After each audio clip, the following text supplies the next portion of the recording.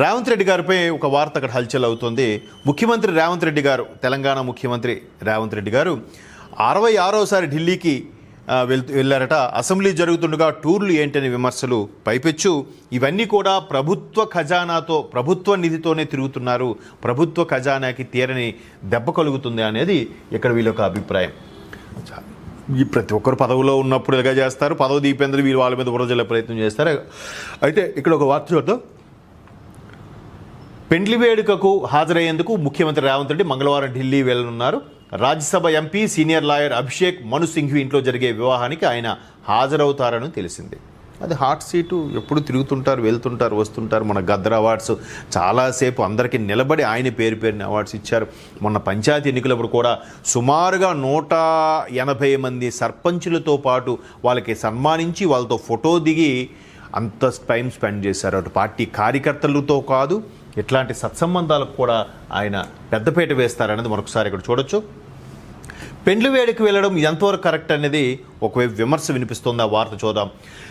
CM Delhi పర్యటనపై ప్రతిపక్షంతో పాటు సొంత పార్టీ నుంచి కూడా విమర్శలు వ్యక్తమవుతున్నాయి. ఓవైపు అసెంబ్లీ సమావేశాలు జరుగుతుండగా ఆయన ఢిల్లీ పర్యటనకు వెళ్ళడం ఏమిటనే అభిప్రాయాలు వ్యక్తమవుతున్నాయి. మరి అసెంబ్లీకే హాజరు కానాల సంగతి ఏంటి? ఈయన అసెంబ్లీ సమావేశాలు అవుతూ, ఒకవైపు అసెంబ్లీ సమావేశాలు హాజరవుతూ, వాటి మీద ఎక్స్ప్లెనేషన్ ఇస్తూ, ఎవరైనా ప్రతిపక్షంలో ఉన్న వాళ్ళు కౌంటర్లు ఇస్తే కౌంటర్ అటాక్ చేస్తూ, ఎక్కడికెక్కడ సమావేశాలు పెడుతూ, రాష్ట్ర అవార్డులు ప్రకటిస్తూ, సత్సంబంధాలు నిలుపుతూ, పబ్లిక్ రిలేషన్ మెయింటైన్ చేస్తూ వెళ్తున్నారు. అసలు అసెంబ్లీకే రాని పరిస్థితి ఏంటి? అక్కడ ఎవరు ప్రస్తావించరేంటి?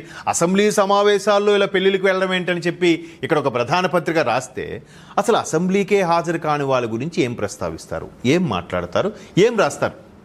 సో ఇక్కడ అదే కదా, అంటే మనం ఎవరి వైపు ఫేవర్గా మాట్లాడట్లేదు. అసలు ఏంటి వార్త? ఒకసారి చూడండి.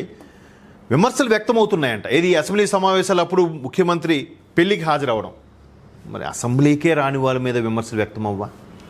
ఓవైపు అసెంబ్లీ సమావేశాలు జరుగుతుండగా ఆయన ఢిల్లీ పర్యటనకు వెళ్ళడం ఏంటనే అభిప్రాయాలు ఉన్నాయి. ఈ నెల 15 కూడా సీఎం ఢిల్లీ వెళ్ళి వచ్చారు.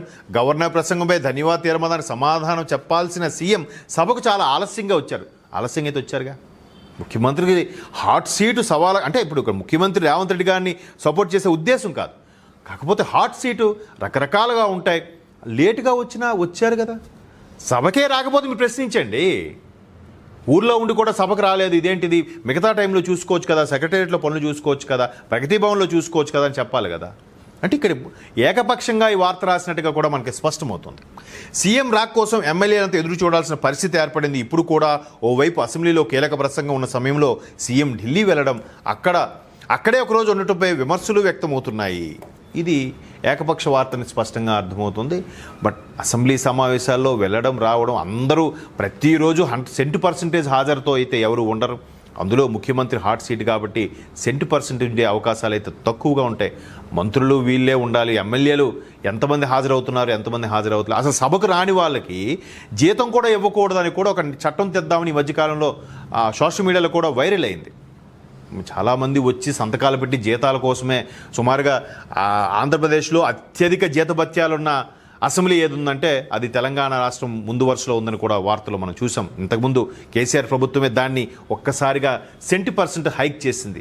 ఏదైతే రాష్ట్ర ఉద్యోగులకి ఫిట్మెంట్ ప్రకటించారో అప్పుడు కూడా ప్రజాప్రతినిధులు కూడా ఫిట్మెంట్ ప్రకటించారు. దాని మీద విమర్శలు వచ్చాయి. ప్రజాసేవ అది సేవ అయితే జీతం ఎందుకు? జీతం తీసుకుంటే దానికి ఒక క్వాలిఫికేషను, కొలబద్ద ఉండాలి కదా అని కూడా విమర్శలు వచ్చాయి. సో